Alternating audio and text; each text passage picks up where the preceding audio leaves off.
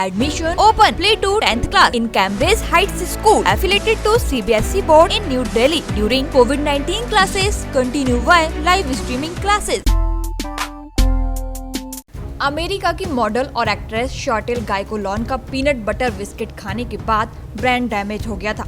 अब Las Vegas की अदालत ने उनके मेडिकल खर्चे और मानस भावनात्मक परेशानियों को ध्यान में रखते हुए उनके परिवार को $29.5 मिलियन यानी कि लगभग 222 करोड़ रुपए देने का आदेश दिया है।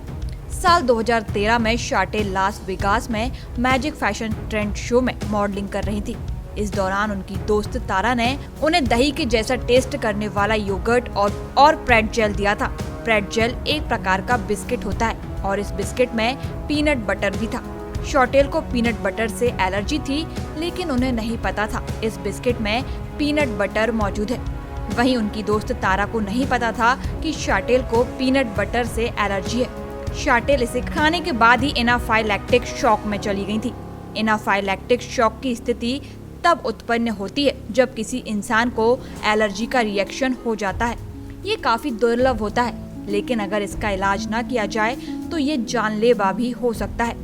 ये आमतौर पर फूड एलर्जी और कीड़े मकोड़ों के काटने से होता है। इस शॉक की स्थिति में इपिनेफ्राइन नाम का ड्रग दिया जाता है। हालांकि इस ड्रग को फौरन ना दिया जाए तो हालत बेहद गंभीर हो सकते हैं। शॉर्टेल के वकील ने भी कहा कि जब वे अस्पताल गए तो उन्हें ये ड्रग नहीं दिया गया था, जिससे शॉर्टेल की हालात और भी ज्यादा खराब हो गए।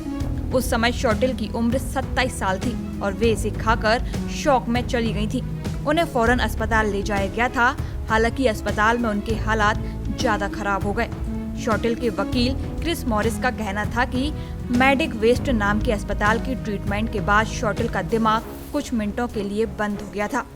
शॉर्टेल को इस धनराशि मिलने का मुख्य कारण ये भी है कि उन्हें समय पर पैरामेडिक्स सही ट्रीटमेंट उपलब्ध नहीं करा पाए थे। मॉडल के वकील ने भी कहा था कि एलर्जी के रिएक्शन के चलते मॉडल को इपिनेफ्राइन की जरूरत थी, लेकिन उन्हें ये ड्रग नहीं उपलब्ध कराया गया था।